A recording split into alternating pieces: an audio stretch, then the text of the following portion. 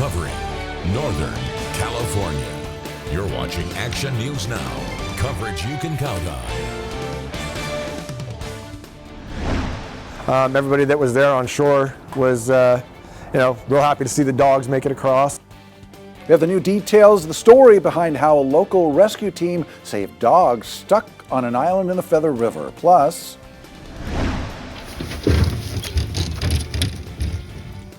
new at 6 and caught on camera, wolves captured then released in our region. We'll show you the local wolf packs. And we are dry once again, but is more wet weather coming?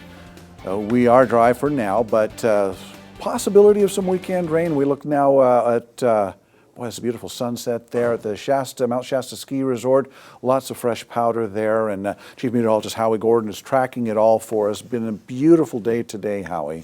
Absolutely beautiful, Alan. And you're saying, well, will the wet weather return? Well, yeah, we're still in the winter and in the rainy months, so it will return, but really not too soon, and I'll try to make that as clear as possible. But for now, yeah, you're seeing a lot less on this radar as storms are now pulling out of the area. And what's going to happen is there are going to be storms that get close, but I think most of the precipitation, the rain and the snow, is going to stay exactly where you see it. In the higher elevations, the valley going to remain on the dry side.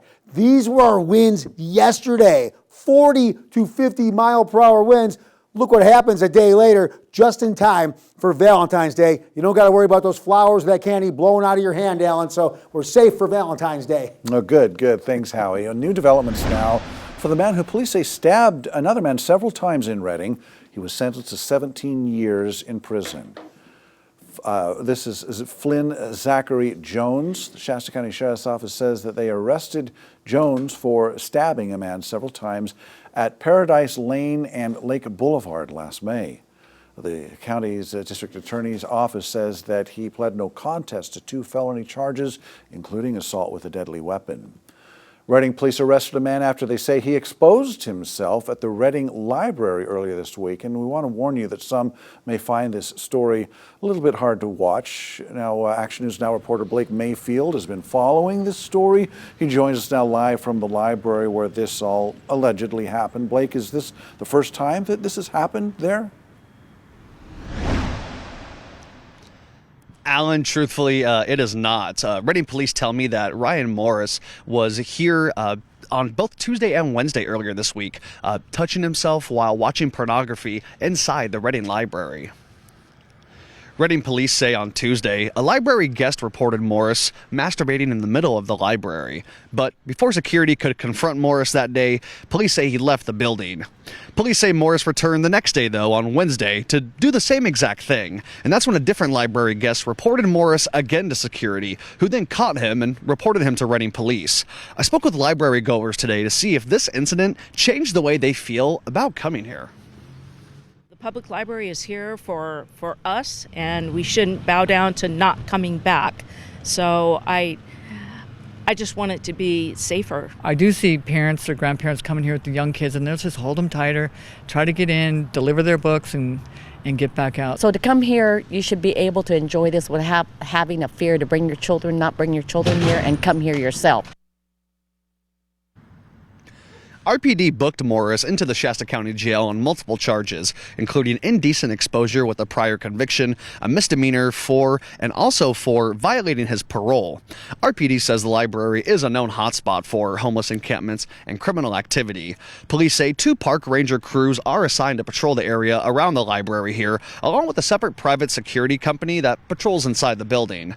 And RPD says with their added patrols of the area that they've been able to clean it up and try to make it a little safer for the public while visiting here at the library. Reporting live in Redding, I'm Blake Mayfield, Action News Now. All right, thanks, Blake. We did reach out to the Redding Library's director for comment. Have not heard back yet. New developments now in the Kiefer Slough flooding dilemma. The county's emergency sediment removal, we're told, was a success.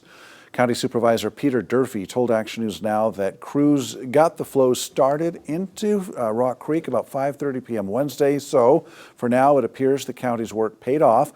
But for those who have homes that were flooded before this emergency work, you may be able to get some insurance help after all.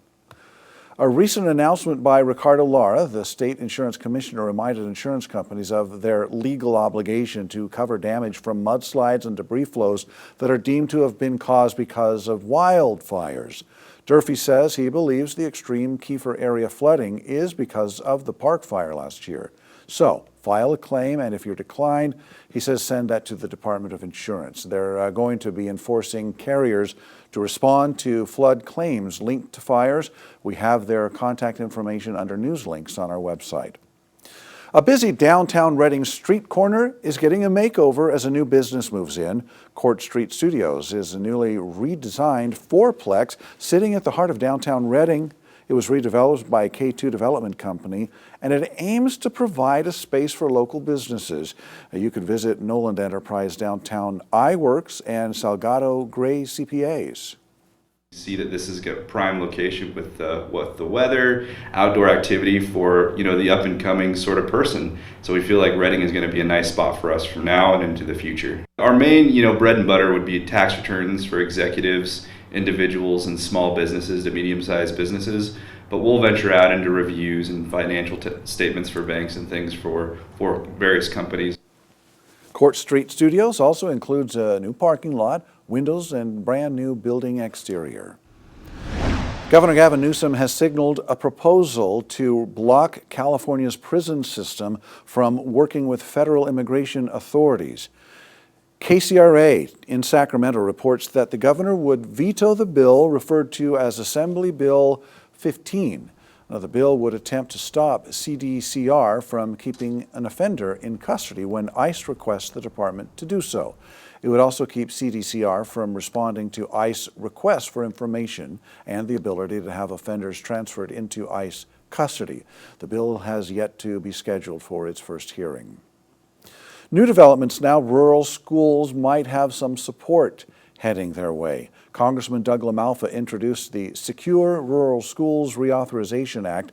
We told you last month when the superintendent of the Mountain Valley Unified School District in Hayfork called for continued funding for schools, roads, and essential services. This is for counties with significant amounts of tax-exempt federal land.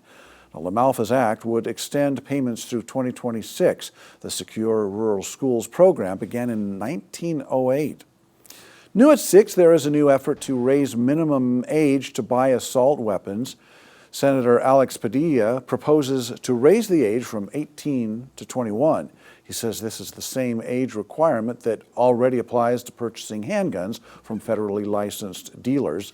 The bill restricts the sale of guns to both federally licensed and private sellers. It would also bar those under 21 from possessing guns. Here's an interesting fact on this Valentine's Day. The National Retail Federation says candy is the #1 choice for lovebirds. 56% say they'll give their sweetheart candy. Cocoa beans are in short supply, however, which is raising the price of a box of chocolates, like at Schubert's in downtown Chico, a popular confectionaire that makes its candies on site. But as its owner, Chico Mayor Casey Reynolds says, higher prices are the way of the world.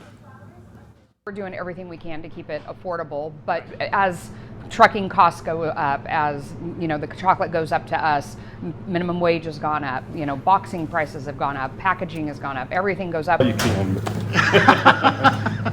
Despite these higher prices, Reynolds says more than 400 chocolate buyers came through her doors yesterday and was expecting that many today, as you might imagine. Take a look at this. New details on the rescue of the 2 dogs, saving them from cold water in the Feather River. But first, a dozen wolves have been released back into Northern California's wilderness. We'll show you where fish and wildlife are tracking them. New at 6.